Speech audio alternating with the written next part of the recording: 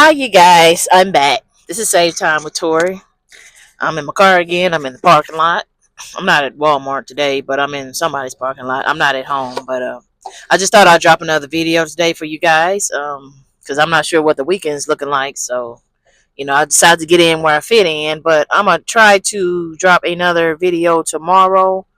I might even drop one after this one. I'm not sure yet. I gotta check the time and see what I'm working with, but if I drop one Friday, the weekend is probably going to be null and void or something, or maybe a shorter or something like that. But anyway, today we're going to talk about sex doesn't fix all your problems. Now, I know a lot of people, they like to, when they're having problems and arguing with their significant other, they think jumping in the bed is, gonna create some type of romance or gonna fix all the problems or is gonna basically put a band-aid over a bullet wound. And that's not quite how that works.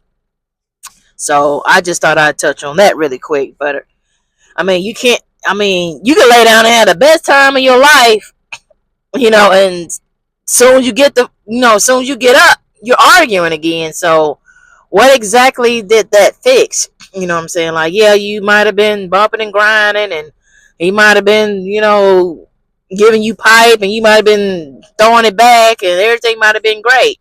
Everything's over, you're cuddling in the bed, and, having pillow talk and things like that. It might seem gravy, in the dark. But when the sun come up, what happens then? Like, you can't just keep, having sex all day. So, like, what do you do? Like, what? The problem is still there. Basically, that's what I'm trying to say. So, okay, you had fun last night and everybody's back to normal. Notice I put the air quotes there because nothing's normal. Like, nothing. You just had a good time with, you know what I'm saying? The person that you want to be with. I don't know why my damn dreadlock is not acting right. I guess I'll tuck it back here. Anyway, and so now you wake up in the morning, like, the sex is over. Like, it's time to get back to regular scheduled program. Motherfuckers got to go to work, and, we still got to, like, interact with each other. So, like, last time I checked, the problem hasn't been fixed. We're just in here fucking pretty much. So, like, how does that even work? Like, everybody just, got off, and then now we're still trying to figure out how to fix, the issue that's at hand, whatever it is you guys may be arguing about. But the point is, the euphoria, it's only lasts for so long. Then after that, you're gonna have to, you still gonna have to go back to the drawing board and figure out how to, navigate this situation. And to be honest, a lot of men use that, as a way to calm you down. If let's just say they got caught cheating and you're, flying off the handle, you cussing a motherfucker out, you're like livid pretty much. And then, they might just start rubbing on you and talking to you. You might try to pull you by the waist and try to give you this googly eye look in your eye and trying to soft talk you and shit. And then, next thing you know, you trying to act hard, but, after a couple of kisses on the forehead and cheek and holding hands and shit, next thing you know what I'm saying, you on your back with your legs wide open, like, that's a trick that a lot of men use to try to, deflect what the hell is going on. Because a lot of times it's mainly, most women, only like trip about, cheating and, things of that nature, disrespect of, things of that nature, And so, like, they got caught with their baby mama, they're gonna lay it on thick, while you're yapping and shit, they're kind of like not. They're trying to stay kind of calm, and they're trying to basically catch you at a weak and vulnerable moment and try to, basically sleep with you to, like, keep your mind off of the, the bullshit that's going on. So, don't fall for that either, because that's a tactic that, men use to try to get back in your good graces. And, don't be stupid enough to fall for that. But, But at the end of the day, sex don't pay the bills. Sex don't make no problems go away. So like if they're doing stuff they ain't got no business doing, if they're not taking care of home, like if you got a bomb up in your house that's leeching off of you and things that don't pay the damn bills, like love, what's love got to do with it? What Tina say, love ain't got nothing to do with nothing. Like we can love each other all day long, but I mean, are we loving each other in the motherfucking shelter? Like, like we loving each other homeless, pushing a damn Walmart cart down the street with our clothes in it? Like, that don't, no. Love will make you get up and do some things that, you weren't doing before. It'll make you turn into the man or woman that you need to be. You'll want to level up in order to have a better life and to, be an asset to the relationship. So like laying down with somebody who really ain't got nothing to bring to the table type stuff, then like I don't really see the point in that for real, because like I mean you're not gonna get anywhere. Yeah, you can be in love, this can be your soulmate, like for real, but it's not gonna work because you can't manifest off of broke energy, like, and I'm sorry to say it, but you just can't. Like, they can be the perfect person for you, but are you willing to sleep on the ground with this person? Especially if you got kids, like you gonna drag your kids into this situation where this man can't really do much for you, and you're breaking your back, and you working 10 hours a day, or like are you willing to like downgrade your life to like make this relationship work? Like, I don't think so. Like, I mean, you can do what you want to do, but like it just makes no sense. Like, if you really that in love, I would just go your separate ways, and then if it's meant to be, then you know what I'm saying, whenever they get their shit together, y'all can reconnect and reconvene at the round table, and then figure out whether or not y'all want to pick things up where you left off. But you can't like make something out of nothing, basically. So they're gonna have to put their big boy drawers on and bring something to the damn table. But to me, I think sex should only be done in a like a doing happy terms, like during like moments of prosperity. Basically, if the relationship is going smooth, and everybody's happy go lucky, and then that's when you can incorporate a little love making and things like that. But should nobody be fucking if you're fighting every day, you're arguing, you're not getting along, you're like irritated with one another, it's just like a lot of back and forth, and like at that point, like sex will just like confuse you, like because one minute you're ready to leave and check out of the situation, then another moment, what I'm saying, is at night, and you're starting to feel lonely, and oh well, maybe just this, it's just this one time, and then it's over, or whatever. Basically, your emotions get tied up into reality and what's really going on. So when the lights go out, and this man over here is standing, his dick is standing at attention type stuff, like now everybody's kind of fuzzy about what's really going on in the daylight, which is all the problems that you were having before you jump your ass in this bed type stuff. Now that you're in the bed, like I said, everybody's judgment is clouded, and everybody's like thinking on a whole nother level, and now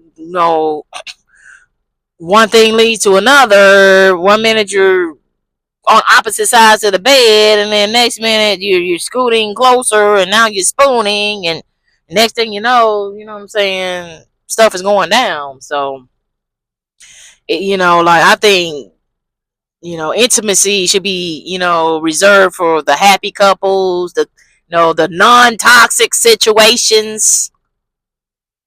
No, the camera didn't freeze. The non-toxic situations, because if you're in a toxic one, should no sex be exchanged, period. Because it's just like I said, it just confuses people into think, oh well, maybe it's not that bad. Maybe I'm overreacting. oh well, maybe, you'll start kind of like trying to blame yourself for some of the, the things that are going, left in the situation, versus if you didn't get into bed and start, experiencing euphoria and oxytocin and all the other tocins and shit like that, then, you'll think more with a level head, like, hey, we're having hella problems and I don't really know if this situation is actually going to get anywhere. So, me continuing to, put my body in these situations really makes no sense, because he or she is cheating on me. So why, should I even be sleeping with this person in the first place? Not only that, but they can bring me back diseases. Not only that, but it's just creating soul ties and strings attached that's kind of hard to cut after a certain point. Maybe one or the first couple times, you might not be, addicted. I guess that's the best word I can come up with right now. But if you've been with this person for several months or worse, several years, like, it's pretty easy to get confused about the situation once you start laying down on your back and popping pee. But anyway, one second, I'm looking at my notes, a handy dandy notebook. And not to mention, I mean, a baby could come out of this situation, and that's like, mm, if you can't get along now, what in the hell? Like, this baby just gonna create more problems. Now we gotta figure out who's babysitting. Now we gotta figure out who's buying formula. Now we gotta figure out, like, it just adds more stress and responsibility to an already toxic situation. So, like, if you already done checked out, or you're gonna check out, or you got a feeling you're gonna check out, and then you have this, moment of passion that could, send you to, a wick appointment. Now the camera didn't freeze. The shit could send you to a wick appointment now in your head. Now you're feeling like you're obligated to stay around because now you're pregnant. Or if you're a man and the girl, it's the girl that's, fucking up type shit. And now, you don't want to be like a deadbeat dad. Like, you don't want to, like, abandon your kid, or, the mom in the middle of this, the pregnancy, because, if something happens to the mom, then, the baby could be affected as well. So, I don't really understand why a lot of these men, like, leave these women in the middle of their pregnancy, then they just pop back up in the delivery room and shit. Like, that could have been a possibility. The baby couldn't even made it. Like, you wasn't there, helping her through the preeclampsia and the going to the doctor's appointments, and, like, you wasn't monitoring her pregnancy at all. So, like, you're blessed, to have your child to even make it into the world in the first place.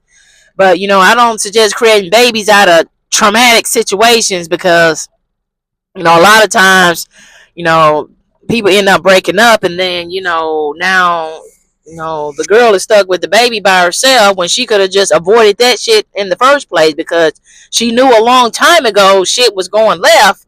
But, or he, whatever, but everybody continued to, sleep with each other, and now here we are with a whole nother human being, and now everybody trying to decide, like, well, should I put up with the bullshit, to keep my family so my baby can have two-parent household? Now you're, like, thinking all crazy and illogical. Like, no, I suggest, if the shit ain't working, I don't give a damn. You got 10 kids plus 5 dogs.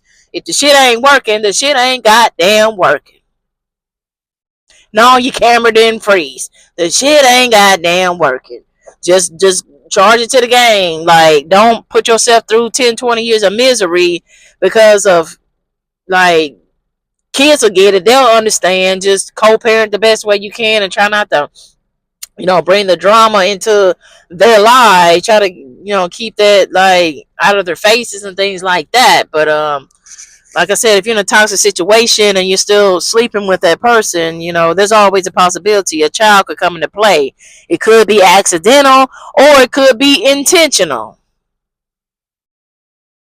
No, your camera didn't freeze. It could be intentional. Some women get knocked up on purpose because they think the man is gonna all of a sudden start acting like, oh, she's pregnant. Let me bow down to her. Let me, let me wait on her hand and feet. Or it could be the opposite way around. The man could try to get the woman pregnant so she won't go mess with some other man. Oh, she knocked up now. Ain't nobody gonna want her with her belly sticking out once they find out she pregnant. Most, to be honest, most men are turned on by, well, there are some men that have fetishes, with pregnant women, but the majority, once they find out you pregnant, they ain't really trying to like fuck with you like that for real. Like they already know the baby daddy is somewhere in the shadows in the bushes, and so they ain't really trying to get tied up in that that type of situation. So I don't motherfucking know, but I know sex doesn't fix everything, and that's a player's number one tactic. Like that's their main move to try to get you to calm down and try to get you to, you know, basically stop nagging and arguing and bitching about whatever it is that he did to piss you off or vice versa. But it just keeps you in a situation longer than you need to be in because it just have you in your head too much and have you questioning reality when reality is pretty much in your face. You're not getting along, you're arguing, you could possibly be putting your hands on each other and things like that, and like it just creates too much confusion. So I just suggest you just not even participate in those types of shits. But I mean, at the end of the day, you can do what you want to do. But if you want to try to limit your soul ties and all of the nonsense that comes along with that, just you know, handle your problems outside of the bedroom. Make sure they're fixed before you get back in the bedroom, type stuff. But anyway, that's my video for today. I might drop something right after this one. I don't know. You just have to wait and see. If you see me with the same damn outfit on, there's a high possibility that I'm in the same spot on the same day at the same time, and I told the truth. But anyway, this is Save Time with Tori, and I do what? I save you time from the bullshit. Okay, bye.